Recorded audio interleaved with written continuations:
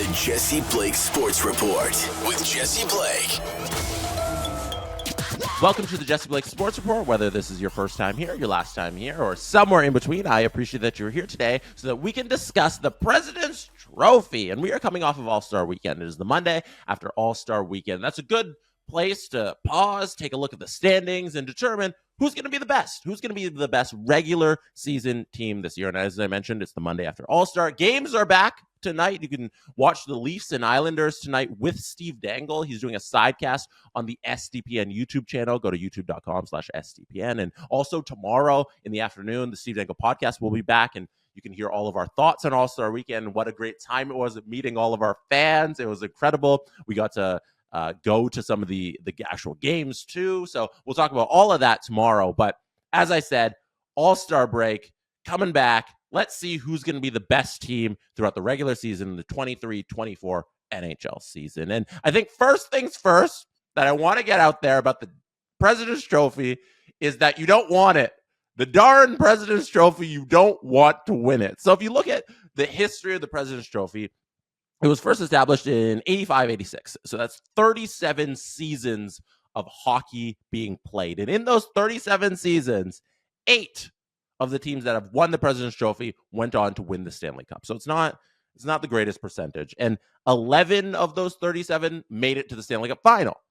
So it's not even a good determiner if you're going to be in the Stanley Cup final. 11 of 37 made it to the final. The last team to win the Stanley Cup after winning the President's Trophy, the 12-13 Blackhawks. Since then, none have even made it to the Stanley Cup final. 8 consecutive teams have not made it out of the first round. That's it's not good. The President's Trophy and regular season success, as we've outlined here, is not a good determiner of who's going to be successful in the playoffs. 8 consecutive teams can't make it past the second round. I think that is evidence enough that if you're great in the regular season, that doesn't, because the rule books are changed, playoff hockey is different hockey, we all know that, it doesn't mean you're going to be good in the playoffs. With all that being said, which team right now is the one that looks like it's going to be the best regular season team? And there's some takeaways we can try and find from the last few President's Trophies winners to try and see, okay, which team this year looks more familiar to those teams. If you look at the last 3 full seasons, I emphasize that because there's COVID in there, which broke up 2 seasons. So we have Tampa Bay, they had 128 points, Florida 122, and Boston 135 points. So in there, we're looking at, if the minimum is 122 over the last 3 full seasons, I'd say 120 might get it done this year because of how close the top of the league is. And there's less truly awful teams this year, so there's not as much teams to beat up on. And there's no team like Boston was last year at that 135 that's historically great. And Tampa as well, when they had that 128, was historically great. So if we don't have the historically great team, there's a little more competition. I'm thinking 120 points to 125 gets it done for the President's Trophy this season. So if we look at the standings right now, at the very top of it, we have a tie. We have the Vancouver Canucks and the Boston Bruins. They both have 71 points through 49 games. The Vancouver Canucks, however, have more regulation wins. They have 30 regulation wins as opposed to the Bruins, who have 25 regulation wins. And those are my top 2 right now. I have a group of 3 who I think are in the running for the President's Trophy. The Vancouver Canucks and the Boston Bruins are in the group of 3. The Boston Bruins have been a surprise to many because everybody thought they'd take a step back after their historic season last year and losing their top 2 centers and coming off a terrible first-round loss to the Panthers. They would be not this dominant again, but here they are doing it once again. The Vancouver Canucks have been a surprise to some who did not expect Rick Tocchet to have this much of a big difference in the way they play and did not expect Pettersson and Hughes and Miller to take these giant leaps forward in their games. So we have 2 kind of surprising teams, and then if you go down the standings, you have Colorado at 67 points, Florida at 66, Dallas at 66, the Jets at 65. And that's the top 6 there. I'm ruling out Colorado. I don't think they're deep enough to keep pushing through the regular season and get the President's Trophy. I don't think they want it. I don't think they need it. Their lineup is one line. That's what they do. They have one line. It's Nathan MacKinnon. He is going to will them to the playoffs and will them to a deep playoff run. But the President's Trophy, I'm going to rule out for the Colorado Avalanche. The Florida Panthers are very interesting because the Florida Panthers, they're streaky. When they get hot, they get very hot. And I'm worried that they might sneak into this conversation as we keep going deeper in the season. But right now, I don't forecast them leaping past Boston or Vancouver because I expect those two teams to play good hockey moving forward. And from there, let's talk about which one of those two teams can keep it up. Because I think you have in Boston, you have the old team that's veteran savvy. They know how to win. They've been here before. A lot of the roster from last year is back, minus their top two centers, as I mentioned, but they know how to do it. The goaltending is going to be there. The goaltending is going to get it done for them. The Vancouver Canucks, they're the young team. They're the guys who have not been here, but are ultra motivated to do something like this and capture the President's Trophy and prove everybody wrong. So you have the two camps. It's like, okay, do we take the new guys who have never done this before, but young legs, they can keep going for 82 games in the regular season? Or do you have the old legs who are vets who know that, hey, the President's Trophy isn't the most important thing, but if we can just keep proving that we can win, maybe we can get some revenge for last year. We win the President's Trophy, and then we go out and we also dominate the playoffs. And then we have the third team that I'm going to throw in this. The third team right now is the Edmonton Oilers. And you might say, Jesse, the Edmonton Oilers are 10th in the standing. They have 59 points. But if you look at their games played, they have 45 games played, as opposed to the Boston Bruins, who have 49, and the Vancouver Canucks, who have 49. So you need to look at the Edmonton Oilers, who are on a historic 16-game winning streak, and you say, what if they just keep it up? What if they push it to 20? What if they go from 45 points in 59 games to 67 points in 49 games, which would put them, if they just played those 4 games, won all of them, and at the same 49-game mark as the Bruins, Canucks, Avalanche, Panthers, the Edmonton Oilers would be tied for third in the National Hockey League at points through 49 games with everybody else at 49 games. So right now, the way I look at Edmonton is I say they could easily take 3 of the next 4. They could take 4 of 4 because all they've done is take 16 in a row. So you have to enter the hottest team in the league into this conversation. And it's not just the winning. It's the stats that back up their winning streak. So if you look at some of the big categories in team stats in the NHL right now, the Edmonton Oilers sit in the top 5 of the 6 main team stat categories. So if we look at goals for per game, goals against per game, power play, penalty kill, shots per game, shots against per game, and save percentage, the Edmonton Oilers are in the top 5 in 5 of those categories. The only category they are not in the top 5 of is save percentage. No other team in the National Hockey League is in the top 5 in 5 of those 6 categories. The closest we get is the Bruins, who are in the top 5 of 4 of those categories. They're in the top 5 of goals for per game, goals against per game, power play, and save percentage. In research for this video, I took those 6 categories and I said, okay, I'm going to try and chart them out. I'm going to determine which team of these 6 categories is the best on aggregate. And obviously it's going to be the Edmonton Oilers. But how I did this is, if you're within the top 5 in one of these categories, that's your number. So if you're Edmonton, will do, for instance, are the 4th best team in goals for, so they get a 4 in that category. They are the 3rd best team in goals against per game, so they give them a 3.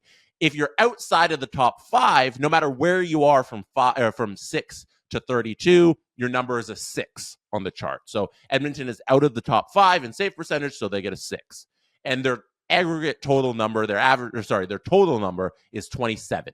I did that for some of the top teams in the league: the Oilers, Panthers, Jets, Canucks, Bruins, Avalanche, Stars, and Knights. The Panthers came out with a 30. So they're outside the top 5 in goals for, power play, PK, and save percentage. So in all those categories, they get a 6. They are 3rd in goals against, 1 in shots per game, and 2 in shots against per game. And what they came out to was a 30. They're 2nd in the league in this weird little chart total score metric that I made up on the spot while doing research for this. And I'll just count off the teams based on those 6 categories and where they fall within the top 5.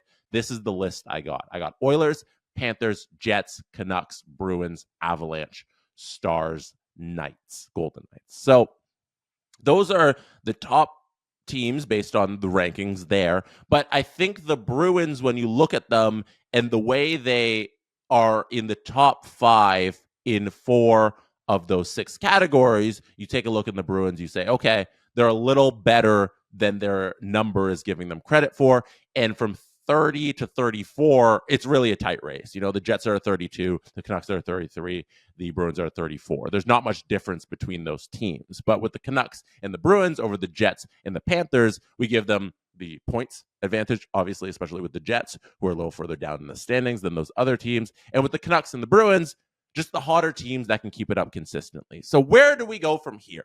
How do we determine which team we want to hitch our wagon to, hop on the back of the horse, get the jockey up top and ride that horse to the finish line of the President's Trophy? And as I outlined, we got 3 teams in my eyes. The Bruins, you pick, they did it last year. They can do it again. They have motivation to get revenge for last year's President's Trophy. The Vancouver Canucks, never been there. Extra motivation to prove everybody wrong. They're so hot, and they've been hot consistently is the key here with the Canucks. They're going to keep it up because they got young legs. They have veteran savvy as well. And all they're going to do is keep adding pieces from now until the deadline to get better all throughout the year. Like, they've already added Lindholm. They're only getting better from here, and they're already the best team in the league. And then lastly, the Edmonton Oilers, who are the hottest team in the league and the best team by all the standard stat metrics. Which camp are you jumping onto?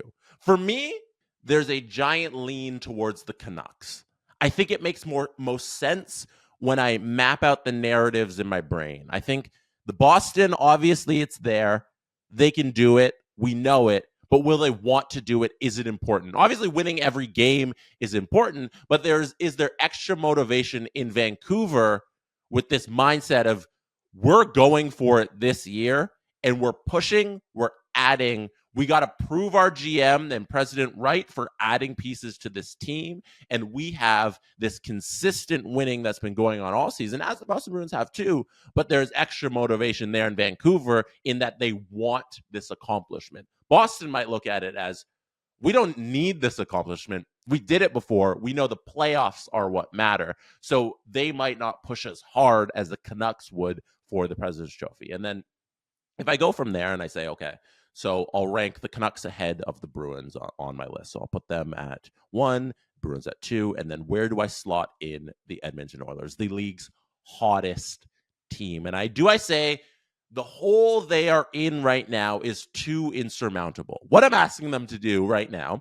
I'm asking them to push this winning streak from 16 to 20, which they could do, but even that doesn't equal them with the top teams in the league at 49 games played. And then from there, even though they have been playing at a better place than everybody in the league, they have to continue to do that to continue to leapfrog the teams in front of them. Because remember, they are in 10th place, even though the path to a top 3 position right now in the standings is reasonable. It is there, but they are well back, and they do have to have the 9 teams in front of them play at a pace where they're going to drop back, and Edmonton can take advantage of that. So if I say that is a little too insurmountable, even though it's possible, even though it is in the realm of possibility, and even though statistically speaking, they are the best, they may not be able to overcome that just simply because the other teams are trying to win games too. So with all that being said, I probably say the Edmonton Oilers on paper are the best team in the league right now.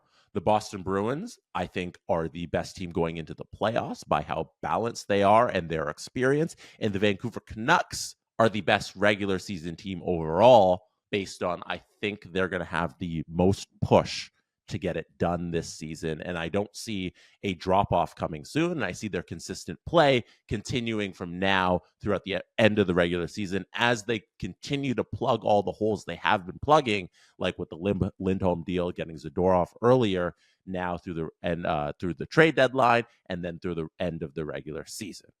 That's how I'm looking at it. I don't think I made a determination with Boston or Edmonton who I'm going to rank above them, but that doesn't matter.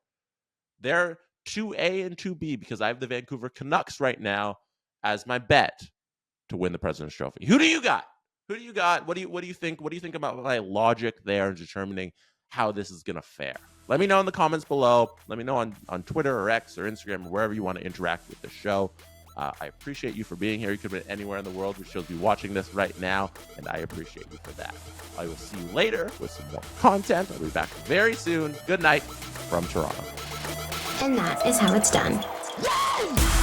The Jesse Blake Sports Report with Jesse Blake. Jesse Blake, the guy that likes to hear his name twice in one sentence. Sure, I know him. No, he doesn't have an ego at all.